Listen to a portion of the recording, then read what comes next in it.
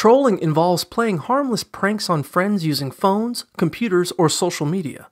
One way to troll is by sending a text-in-progress GIF to make your friend anxiously wait for a response. Another idea is to download a motion fart app on your friend's phone, which will embarrass them by making fart noises when the phone is moved.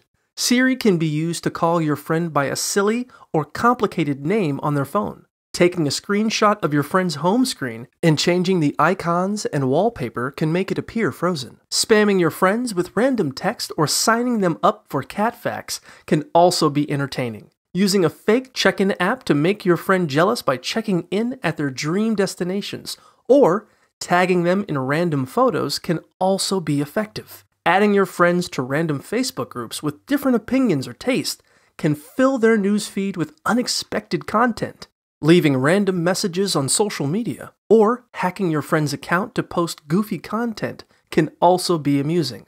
Finally, sending fake newspaper articles or stories that bother your friends can provide a good laugh.